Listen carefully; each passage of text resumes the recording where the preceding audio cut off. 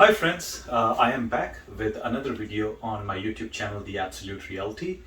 And today we're going to discuss one of the other screaming topics of today's times, stocks versus real estate. But before that, I would like to really thank all of you who watched the previous video. I know it was a little longer video, but I wanted to provide as much information as possible that was relevant to that topic. So I'm trying to incorporate those. And I was in the office that time, so my volume was a little lower. But today I'm at home. I actually set up this whiteboard for this YouTube channel, so show me some more love, please. All right. So stocks versus real estate.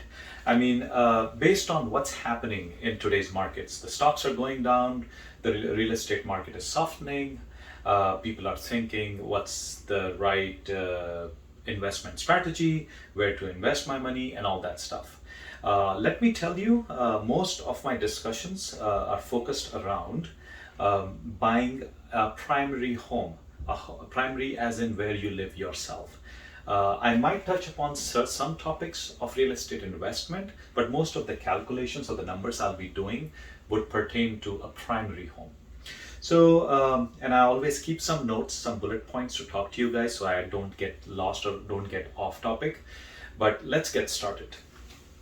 All right, so let's say I have 500,000 on me and I want to invest in something.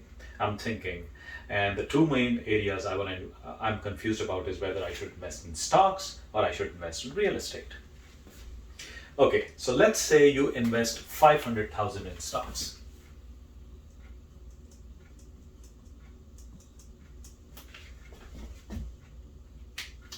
Now, to invest 500,000 in stocks, you need how much? You guessed it right, 500,000. But to invest, when you invest in real estate, you don't need the whole 500,000. You can buy a property worth 500,000 using just 100,000 because you do the 20% down and then take 80% loan. However, if you want to invest whole 500,000, you can buy a property up to 2,500,000. Okay, so let's say we invested 500,000 in the stocks versus 500,000 in real estate, and you end up buying a property worth 2,500,000. So initial investment. So let's say this is my initial investment here.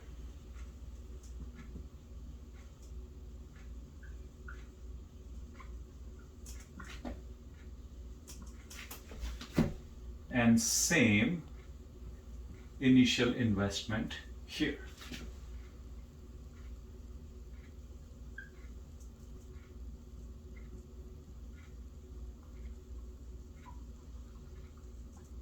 Sorry, my handwriting is pretty bad.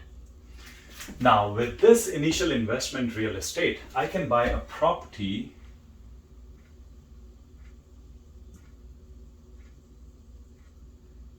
worth almost 2,500,000.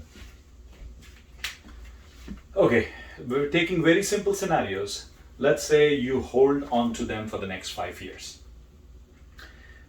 And assuming your property doubled in value, and at the same time, your stocks doubled in value. So now, how much did you gain? In the stocks, now you have a current value, let's say in 5 years, you have the current value as $1 million versus current value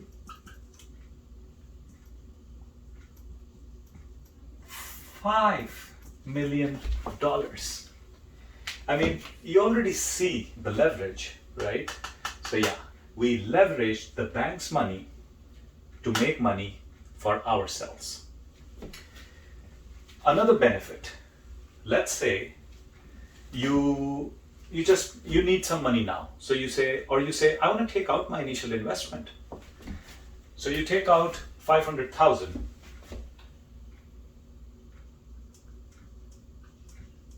And now you are left with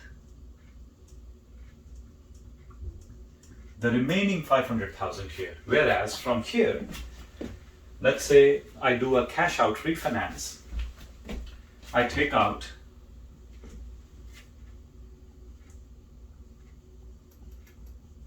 500,000. What happens to my price of the property? The basis. It still stays at 5 million. The property value does not depreciate. Yes, you took out a loan of 500,000 against the property, so you'll have a bigger EMI or a mortgage payment.